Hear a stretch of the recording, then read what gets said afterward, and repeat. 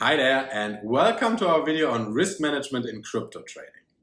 Before outlining the aspects of risk management we are going to have a look at, let's understand what it is and why it is such an integral part of crypto trading. Having a sound risk management in place and following it is really one of those make or break aspects in crypto trading. It is probably the single most important aspect in trading, and honestly I haven't seen a single trader to sustainably make profits in trading without risk management. As the name already suggests, risk management is about managing your risk exposure, knowing when to add and when to stop adding risk. And the major goal of it is capital preservation. You can make thousands or millions of dollars over many trades, but if you don't manage your risk, you may lose it all over just a single trade. What helped me a lot is to think of risk management as the guardrails in which I can move, and under no circumstances I'm allowed to cross those guardrails, as this means I will most likely crash.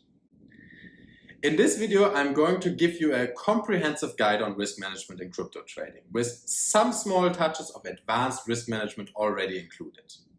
We will start with the very basics of risk management and have a look at your risk per trade, and I'll elaborate what this means for your risk of margin call. Next, let's have a look a little further and discuss your risk of open positions and risk per day, how to measure it and how to find your ideal setting. The third chapter is about your weaknesses, how to identify them and how to control them. Next, we discuss risk management strategies during scaling in and scaling out of a trade. And to wrap everything up, I'll show you a few watch-outs special for crypto trading risk management, as it may differ to Forex and other markets. I'm Jonas, co-founder and CEO of Hoc-trade, your AI-powered trading assistant. Let's get started. First of all, risk management has many layers, and we will discuss them today step by step in a structured way. Risk management is interlinked with many other categories though, such as position sizing, money management, and emotional control. If you're interested in those topics as well, you are welcome to subscribe our channel. There will be dedicated videos for those topics. In the first category, let's have a look at your risk per trade as a trader. This is the foundation for all the other additional risk management layers which are going to follow later. Therefore, we are going to take a little longer now to go through this. Risk per trade describes how much of your trading capital you're willing to risk in a single trade. Thereby, it describes how aggressive your trading approach is, as a higher risk per trade, of course, increases the probability of a margin call. However, also increases your potential gains. Let me give you some guidance on the input factors that may influence your risk per trade. There are three very important ones. One, your trading style. So are you a scalper, a day trader or a swing trader? Two, your hit rate. So the share of your profitable trades. And three, your risk appetite. Let's go step by step and combine all those factors in the end. First, your trading style. Usually scalpers, day traders and swing traders set different risks per trade, as the behaviors differ a lot. A scalper mostly has a lot of trades per day, very short time of holding the position and exit with a small profit. A day trader usually closes the position within the day and has a medium amount of trades per day, while a swing trader may only have a few trades per month, however with bigger position sizes.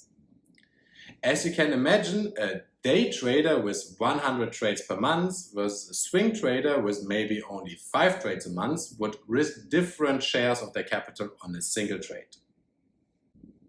In the second point, let's have a look at the hit ratio, which is also closely interlinked with the return risk ratio a trader aims for. Let me give you an example. Trader A has a hit ratio of 90%. With a return risk ratio of 0.33. Hence, the profit expectancy is 2. In 9 trades, we will make a profit of 0.33 each, so 3R, and 1 trade will be minus 1R. Trader B has a hit ratio of 20% with a return risk ratio of 5. The profit expectancy is also 2, just as for trader A. In 2 trades, the trader will make a combined 10R and in the other 8 trades lose 1 R each. While the overall profit expectancy is the same, the sensitivity for the high return risk ratio is much higher. If trader B has 1 winning trade less, he or she would be standing at -4 R, while if trader A has 1 winning trade less, he or she would be standing at still 0.66 R positive. This is of course rather edge case example, but it nicely showcases the importance of properly weighing your risk depending on your hit ratio. If trader B had a 5% risk per trade setup, he or she would be standing at -20% loss instead of anticipated 10% after just 10 trades, easily entering into a loss spiral. Point 3 is your risk appetite. Are you okay with a 50% likelihood to run into a margin call, or do you want the risk to get to 5% or even less? The more you decrease the risk, the lower will your potential gains. It is all a risk-reward equilibrium. Oftentimes, we see that new traders set their risk level very, very high, risking 5% or even more on their trades. And then it only takes a slight deviation from the anticipated returns and the trader is at a 50% loss or so, from where on the trader has likely difficulties to make rational decisions and may jump into gambling. And I can tell you one thing, we work a lot with probabilities in trading. Deviations from probabilities are completely normal and statistically meant to happen.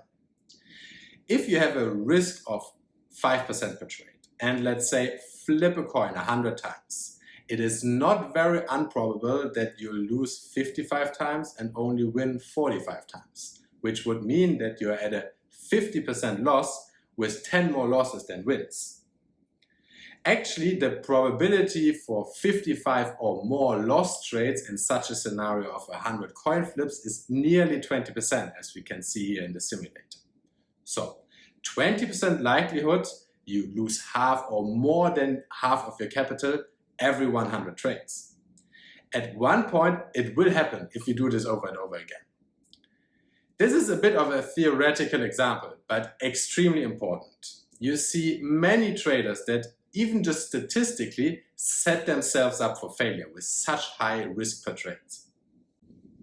Eventually, it is really up to you as the trader how high you set your risk per trade. And I wouldn't jump into conclusions here right away, as it's also an evolving process.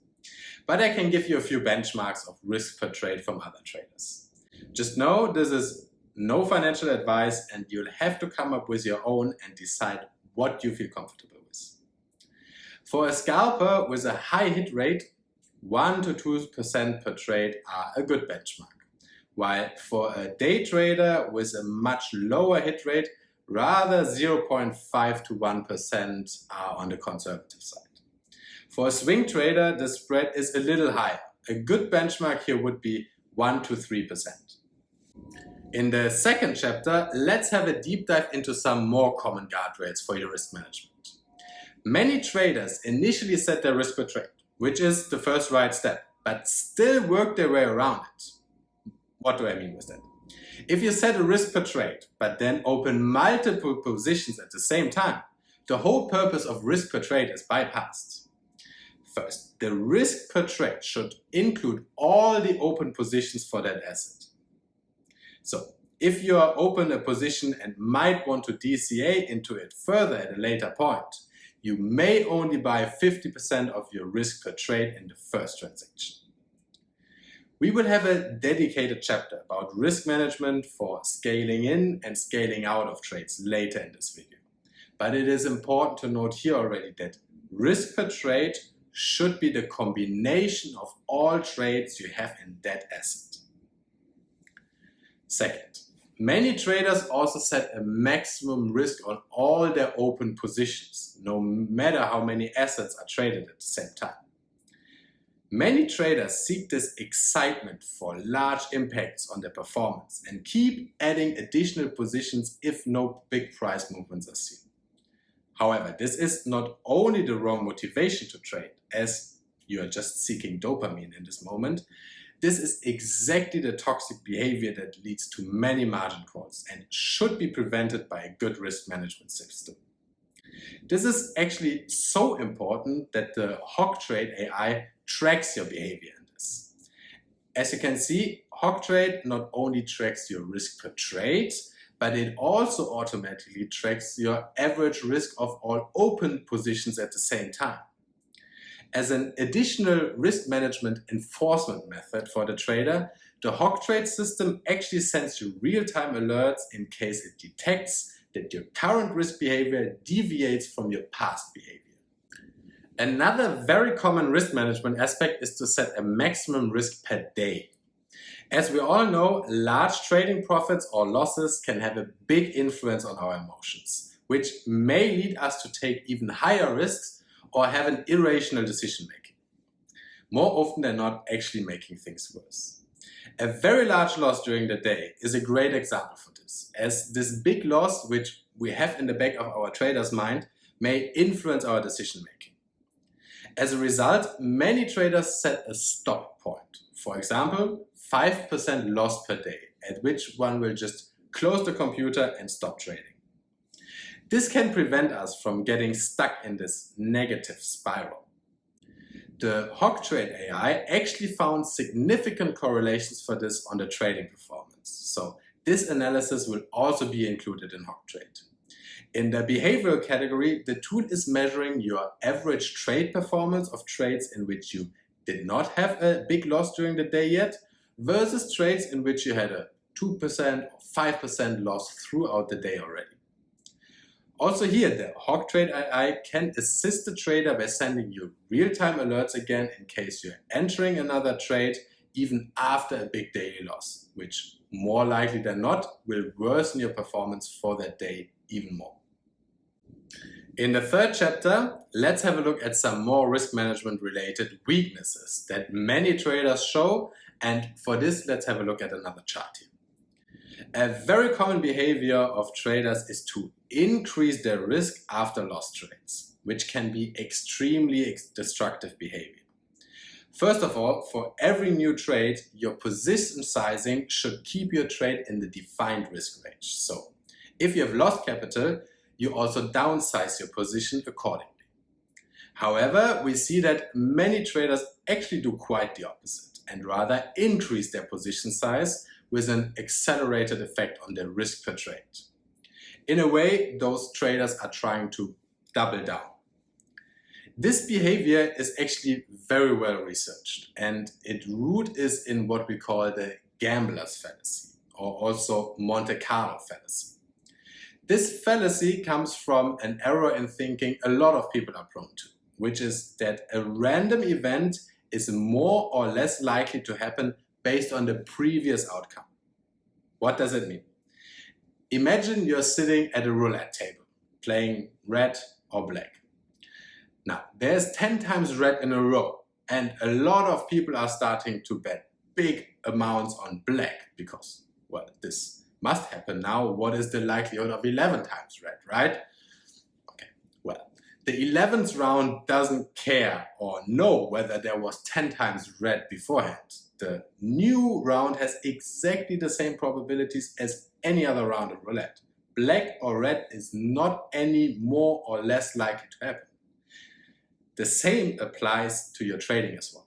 Even though you just had 10 lost trades in a row, the likelihood that the market gives you a win or loss trade in the 11th is completely unrelated. However, what we see is that traders tend to think there must be a higher likelihood of success now, and therefore they increase their position sizes. This is just one of the many aspects of trading, of course, and the Hoc-trade AI found more and will learn even more the more trading data it gets to analyze. Actually, if you're interested in trying to Hoc-trade your AI yourself, you are welcome to join our Discord server. The first free access will be given there before making it available to the public. I'll put you the link down in the description. In the fourth chapter, and before looking at some crypto trading specific risk management aspects, let's have a look at risk management strategies during a specific trading approach, scaling in and scaling out of trades. It is a bit more of an advanced trading strategy, but one used by many large and successful traders. It is there to build bigger position sizes without increasing the risk per trade. thereby growing the potential gains in the trade while limiting the same amount of risk. This strategy very well fits one of the most important trading principles. Cut your losses early while letting your profits run. Or as Warren Buffett already said, when it's raining gold, reach for a bucket, not a thimble. What is meant by that? If you catch a winning trade, make sure to win big with this trade. Actually, many traders do exactly the opposite. They cut their winning trades early in the fear of losing their profit again, while they add even more to their lost trades as they cannot accept a loss and move on. This is one of the major problems of traders, but this goes a little bit beyond risk management and will be part of another video. For risk management, I want to talk about the strategy of adding to your profit trade while downsizing your loss trade. On the profit side, you can have trigger points as to when to add more positions to your already profitable trade, thereby winning big if it becomes a strong profit trade. In risk management, many traders work with break-even, so a zero payoff for your trade. Let's say you bought $1,000 worth of Bitcoin with your stop loss at 1% or $10 risk.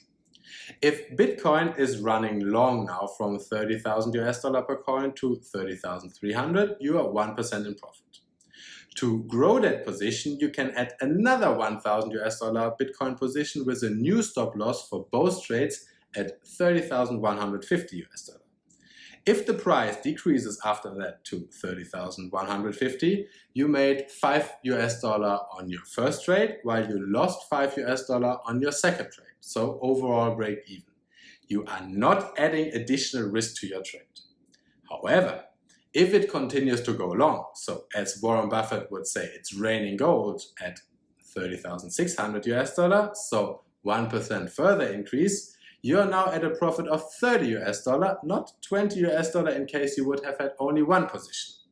You can now add another position to it and set your combined stop loss at 30,300 for break even. As you can imagine, you can build that position bigger, and you can also vary the position sizes of the trades you add, whether you want to give the trade some more or less room for the price to fluctuate so you aren't stopped out too easily. The same concept also applies to trades that go into loss. If you are scaling out of a loss position, you can actually trade bigger position sizes from the beginning, as you will reduce the position in case the trade doesn't work out your way. You can think it in the way of these two reverse pyramids, representing your position sizes depending on how the trade goes. This is actually one of the most powerful strategies in trading. You are acting in accordance with the most important trading principles and do pretty much the opposite than what most of the traders do out there. Risk management is at the core of this strategy, and you can use it in your favor.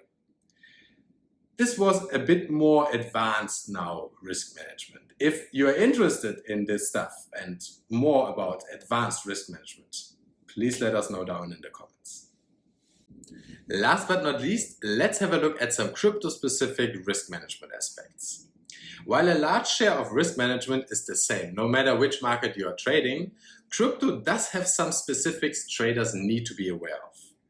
There is 3 topics I would like to point out: slippage, funding rate, and correlation. First, slippage. The crypto market can be much less liquid, with little market depth compared to other trading markets, such as stocks, commodities, or forex. Depending on which exchange and which coin you are trading, a proper crypto risk management should account for the additional slippage you may face to exit your trade. Slippage varies a lot depending on which trading volume you have, the exchange, and the coin you're trading. Therefore, generalizing how much buffer you need to give is impossible. The best approach is to look at your past trades, see your trigger price for the stop loss and the actually executed price, and calculate how much slippage you faced. Second is funding rate. When trading crypto futures, you may gain or lose on the funding rate, depending on whether you are long or short positioned. This is somewhat comparable to your overnight payments in leveraged forex trades, but the funding rate will change all the time. it is not a fixed amount you can calculate with as in Forex. The funding rate depends on whether the spot price is above or below the futures price. So sometimes you may gain in a long trade, while other times you may pay the funding rate in a long trade. As funding rate development is not predictable, you need to monitor it as a trader in case you are holding positions for the long term. This is especially an important risk management point for swing traders, which may hold their positions for weeks or months. Third, correlation. In crypto trading, there is strong correlation of pretty much any coin to Bitcoin. If Bitcoin goes up, all other coins follow to some extent, and the same applies to short movements. Thinking about our risk per trade again, we define that risk per trade accounts for all trades in one asset. If you are trading Bitcoin, Ethereum, and maybe some other altcoins at the same time, you wouldn't combine all of them in the same risk per trade. But you need to be aware that they will all move together to some extent depending on what Bitcoin is doing. Therefore, when defining your maximum risk for all open positions, crypto traders should apply a discount compared to their defined risks from other markets, as the correlation of the assets you trade is much larger. If you want to check the correlations of the assets you trade, you can just check the crypto correlations matrix. I'll put you the link in the video description as well. As you can see, there are many layers to risk management in crypto trading, and it is important to not rush into setting your approach and values in stone. Risk management is very much a constantly evolving process. Learning new things, risk appetites change, or new strategies are added. Many traders have different sets of risk management depending on which strategy, which market, or which market environment they're trading. I hope you enjoyed this video and that you can take some tangible input for your own trading. If you did, please leave us a like and subscribe to our channel. There is much more trading related content to come. As said earlier, please feel free to welcome our Discord server as well to get the first tips on the Hoc-trade AI we are building. Thank you for watching, stay safe and happy trading.